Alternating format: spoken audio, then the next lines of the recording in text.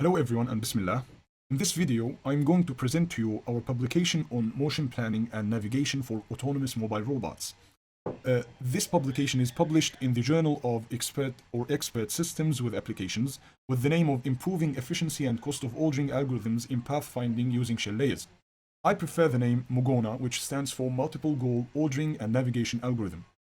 The main problem that we are addressing and tackling in this publication is that you have a robot that's located on a starting position, and you want this robot to go and visit a set of goal nodes in the space while avoiding obstacles, surely. So you do not only want it to visit and reach those goal nodes, you want it to do this in the least possible cost. And this is actually achieved by setting the order of visiting those goal nodes. So you have to give it the order in which if it follows that order of visiting those goal nodes, it will visit them in the shortest path possible. Our algorithm approaches this problem, and we claim that we find a near optimal visiting configuration. Now, we start actually by showing you and presenting to you the main modules of our algorithm. The first one is called the pre-processing module, in which we generate equally spaced nodes over the given map. So the given map actually is a top view two-dimensional map.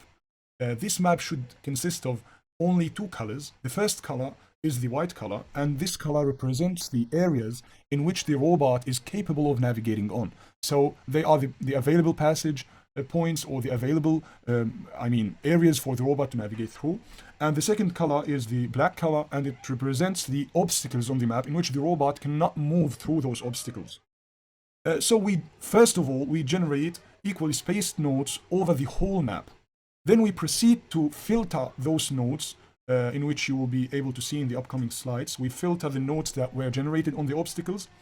And finally, we do construct a graph of neighboring. We call it the neighboring graph. This graph's main task, is to relate the nodes to their neighbors and to also declare the costs between those nodes. Now, you may ask me, why would I do this? Why would we generate those equal spaced nodes? And the simple answer is that the robot is supposed to navigate on those nodes. So it's supposed to always be navigating from one to another equally spaced, or the generated equally spaced nodes. And they represent the landmarks for that robot. Then we proceed to the second module of ours, which is the main, the module that contains the main algorithms. We start by heuristically ordering the goal nodes, and I will be elaborating on this in the upcoming slides. We proceed to use the novel algorithm of ours, in which we authentically order the goal nodes, and after ordering those goal nodes, we construct the path in between those nodes. So you have the ordered goal nodes as a list of goal nodes, for example. This list tells you which node you will be visiting first, second, and third, and so on, but it does not tell you which path between those nodes you will be navigating through. So we construct that path using A-star algorithm, the well-known A-star algorithm. We proceed actually for the third module of ours, which is the post-processing module. This module consists of a suggested approach to avoid collisions and some path smoothing techniques for mobile robots navigation. So let's start by showing you the flow of our methodology. We will be talking about the node generation, then the node filtering, then the neighboring graph construction, the goals ordering, the path construction, and finally the path smoothing. Now we start by the first thing. As we said, we have a given map of the workspace, of the environment, and this map is pre-processed. We do not actually say anything about how to pre-process this map. It might be it might already be existing in the literature, how to process maps, how to take maybe pictures using drones or other things, or maybe to draw those maps and then process them. But we assume that we have this map already given to us, and it's pre-processed exactly as we want. Now, to generate those nodes, those equally spaced nodes, we have to set a condition for the spacing between those nodes. This spacing, as shown in here, you might see that this is the map. We have it as white and black areas, and those are the nodes to be generated. We have not generated them yet, but those are the nodes to be generated. Now, what's the suggested, or what's the condition for the spacing between each or every 2 nodes, generated nodes on this map. The condition actually depends totally on the obstacles on the map. So you have many obstacles. You have to look for the smallest obstacle in your map or on your map. Then after that, you will look for the smallest dimension of that obstacle. So in this example or in this sample map, we have those obstacles, and we have this certain obstacle as the smallest obstacle on this map, and the smallest dimension of this obstacle is t, is denoted as t. So we say that the spacing between our generated or equally spaced generated nodes should be less than this dimension. It can be equal to, but we prefer this strict condition in which the spacing should be less than t. Now, after this condition, we proceed to declaring or initializing a set of horizontal sections. So we put some horizontal sections in here. You can see it. I may show it as, we might go, this is the original map. You imagine it without those these generated equal spaced nodes. We will set some horizontal sections like this. We will set a certain number. This number is calculated using this simple formula. We round the result of map width in pixels over the spacing. Then we proceed actually to also generate some vertical sections as well. Then you know what comes after this. We also generate this over the obstacles themselves, because you will see that in the upcoming slides.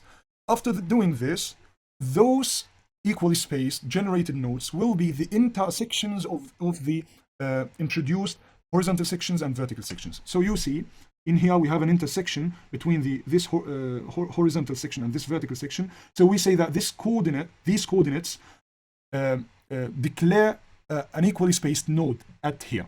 And here there is another intersection, here there is another intersection, and so on. So we continue actually by finding the number of the generated equally spaced nodes. It's simply the multiplication of the horizontal sections and the vertical sections. It will give you the number.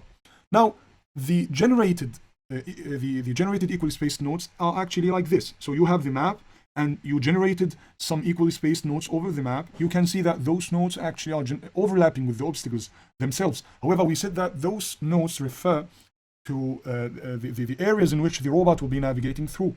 So we have to get rid of the maps that were generated on the obstacles themselves. We actually introduced an algorithm in our paper.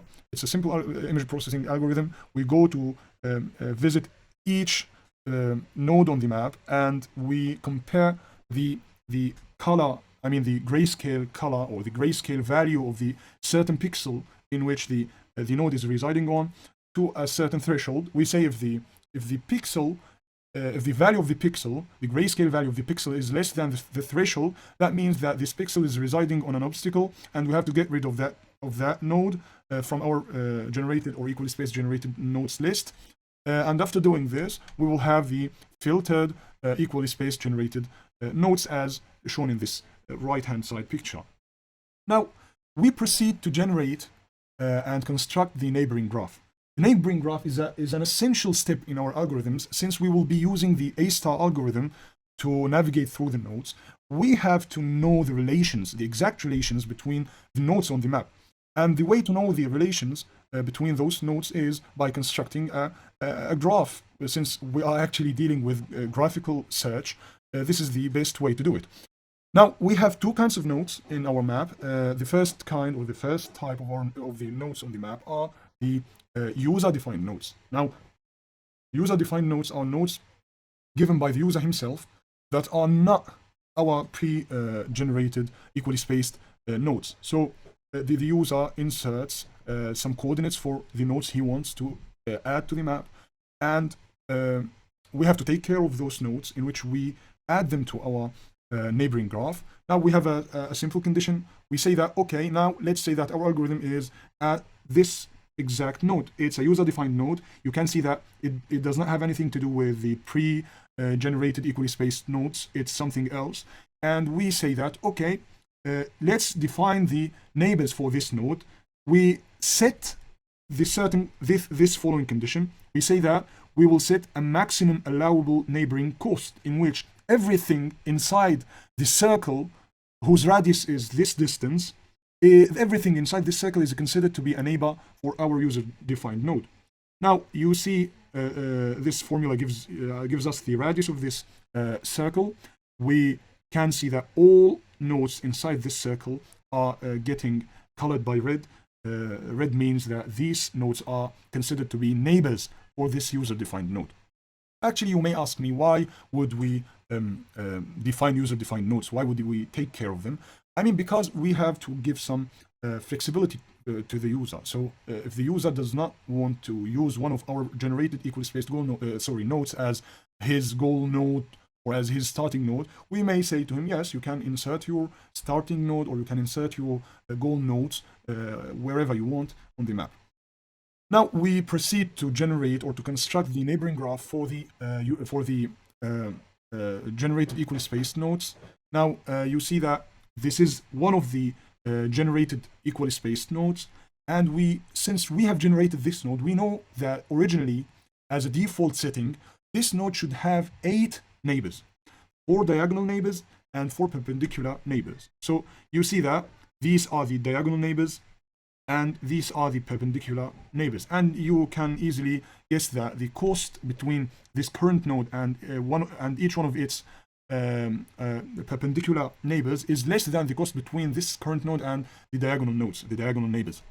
So we know the locations of those neighbors, and we assume that originally each and every single equally spaced generated node on our map has 8 neighbors. However, we do a check to make sure that those neighbors exist, because in some scenarios this current node might be on the edge of the map. So assume this is the current node and this is the edge of the map, and we do not have 3 of our possible neighbors. So in this scenario, we will get rid of those possible neighbors from the list of neighbors, I mean. Now we continue. Now we did the pre-processing, we generated the equally spaced nodes, we filtered them, and we defined the neighboring graph. And now the algorithm is ready to apply the search algorithms and to start ordering and constructing the path itself.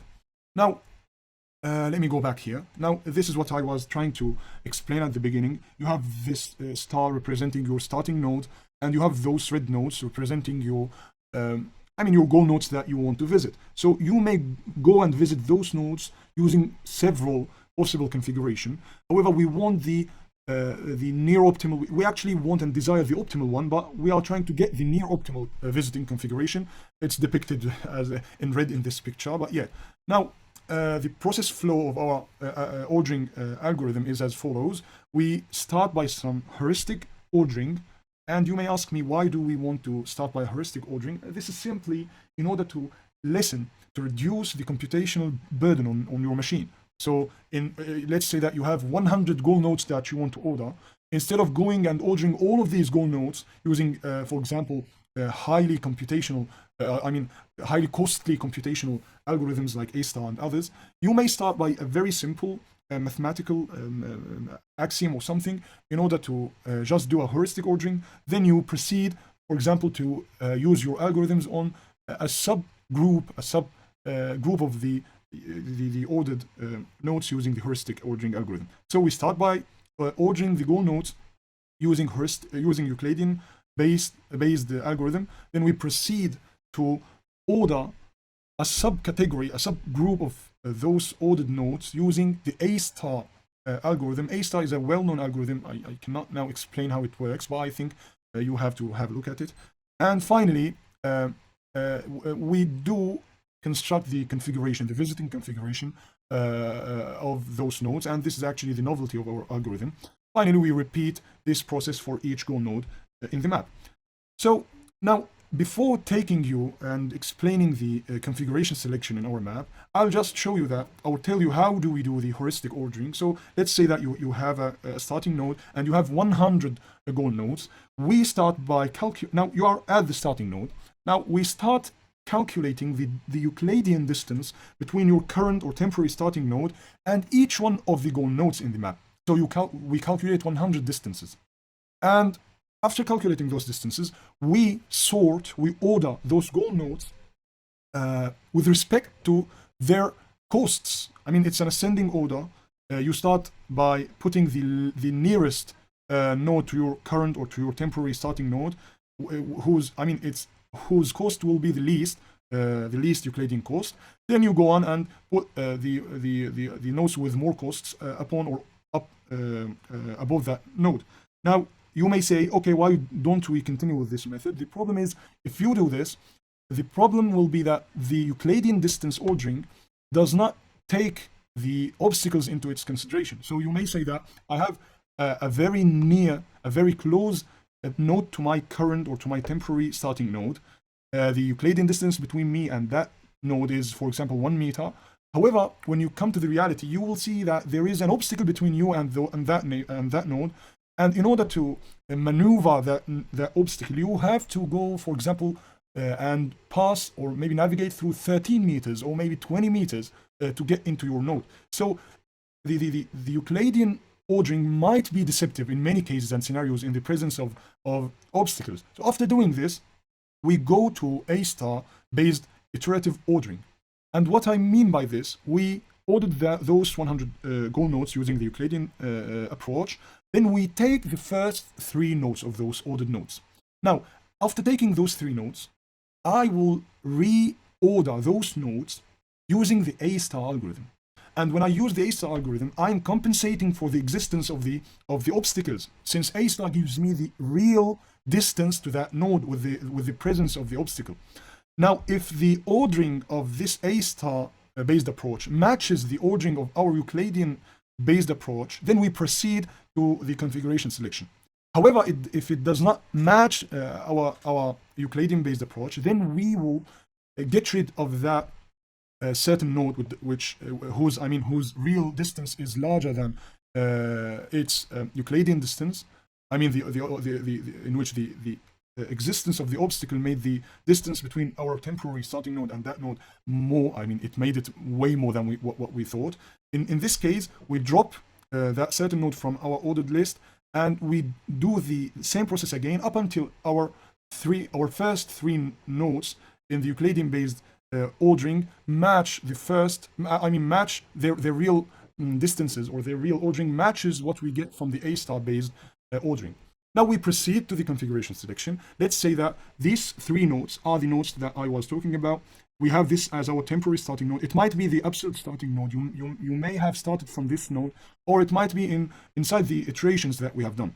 Now you have this node, and you want to go to this node by visiting these 2 nodes. I mean, what we do is actually, okay, we know the distance, the real distance that was given by A star algorithm between S and 2, and between S and 1, and between S and G.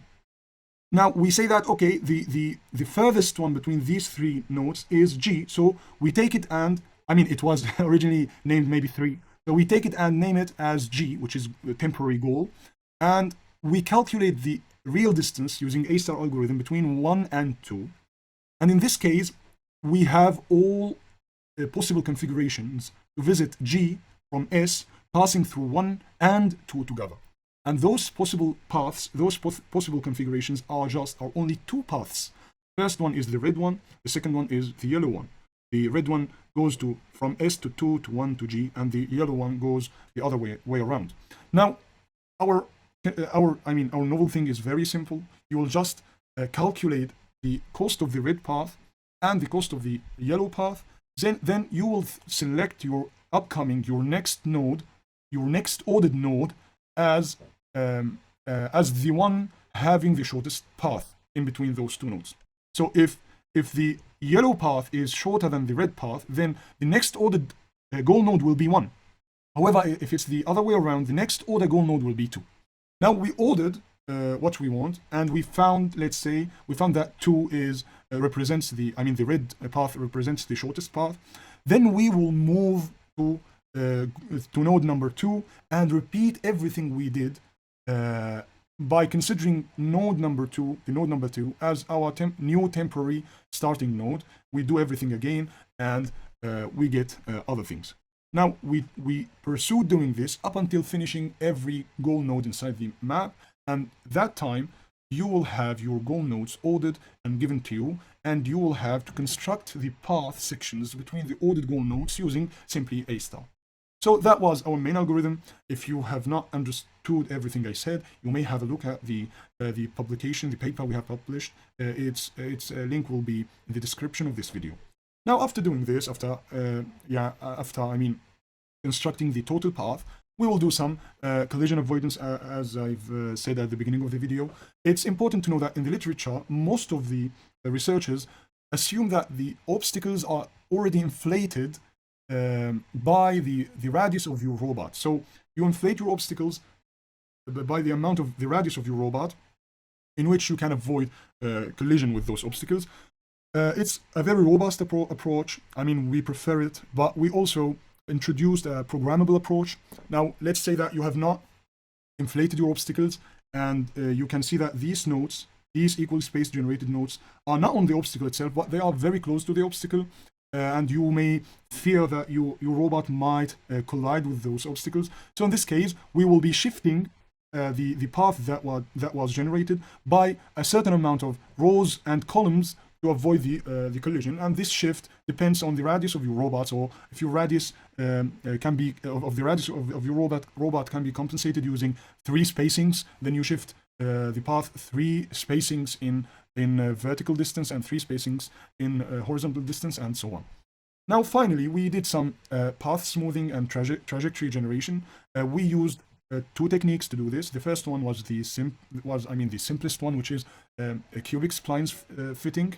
Now you fit cubic splines between your nodes, and this gives you a smoother path in which your robot might navigate through without having abrupt changes and drastical changes. Those things may cause some control issues. And however, we resided on B-spline method. Its results were actually, outperforming the cubic splines. And I'm not going to be elaborating a lot on this issue. You can have a look at the paper and understand the differences. In the upcoming slides, we will actually be presenting the experiments of the robot, and I will show you a live running of our code, inshallah.